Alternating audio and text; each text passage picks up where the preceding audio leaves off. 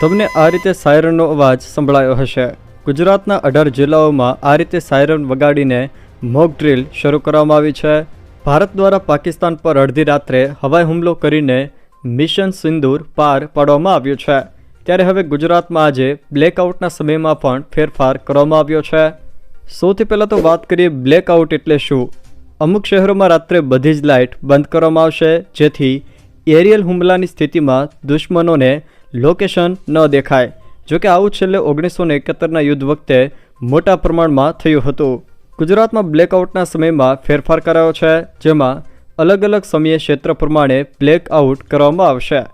જેમાં 7:30 વાગ્યાથી તબક્કાવાર બ્લેકઆઉટ કરવામાં આવશે। જેમાં પૂર્વ ગુજરાતના 7 જિલ્લાઓમાં 7:30 વાગ્યાથી 8 વાગ્યે, પશ્ચિમ ગુજરાતના 5 જિલ્લાઓમાં 8 વાગ્યાથી 8:30 સુધી, જ્યારે મધ્ય ગુજરાતના 6 જિલ્લાઓમાં 8:30થી 9 વાગ્યા સુધી બ્લેકઆઉટ કરવામાં આવશે।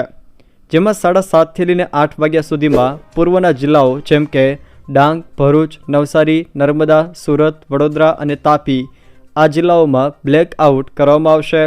જ્યારે પશ્ચિમના વિસ્તારોમાં 8 વાગ્યાથી લઈને 8:30 સુધી, જેમાં જામનગર, કચ્છ, દેવભૂમિ દ્વારકા, ગીર સોમનાથ અને મોરબીમાં 8 વાગ્યાથી 8 વાગ્યાને લઈને 30 સુધી બ્લેકઆઉટ કરવામાં આવશે। અને મધ્યના વિસ્તારોમાં 8:30થી 9 વાગ્યા સુધી બ્લેકઆઉટ કરાશે। જેમાં બનાસકાંઠા, પાટણ, મહેસાણા, ભાવનગર, ગાંધીનગર અને અમદાવાદ આ જિલ્લાઓનો સમાવેશ થાય છે।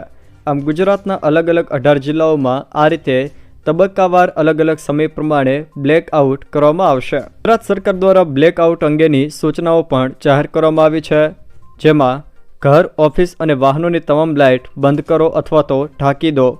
પ્રકાશ બહાર ન જાય તે માટે બ્લેકઆઉટ પડદા અથવા તો ભારે કાપડનો ઉપયોગ કરવા જણાવવામાં આવ્યું છે।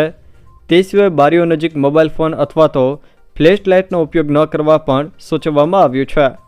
નાગરિક સંરક્ષણ અધિકારીઓ તરફથી રેડિયો અથવા તો જાહેરાતો દ્વારા સત્તાવાર સૂચનો આપવામાં આવે તેનું પાલન કરવા પણ જણાવ્યું છે। અફવાઓ કે ખોટી માહિતી ફેલાવવી નહીં તથા જેઓ પ્રક્રિયાથી અજાણ છે તેવા પડોશીઓને પણ માર્ગદર્શન આપવાની સૂચના આપવામાં આવી છે। આમ બ્લેકઆઉટના સમયમાં મહત્વનો ફેરફાર કરવામાં આવ્યો છે। જોકે બ્લેકઆઉટમાં અચાનક પાવર કટ કરવામાં આવતો હોય છે અને લાઇટિંગ કંટ્રોલ પણ કરવામાં આવતો હોય છે। જો દર્શક મિત્રો આ વિડીયો તમને પસંદ આવ્યો હોય તો વિડીયોને લાઇક કરો, તમારા મિત્રો સાથે શેર કરો અને જો તમે અમારી ચેનલમાં નવા હોવ તો ચેનલને સબસ્ક્રાઈબ જરૂર કરજો, જેથી અમારા આવનારા તમામ વિડીયોની માહિતી તમારા સુધી પહોંચી શકે।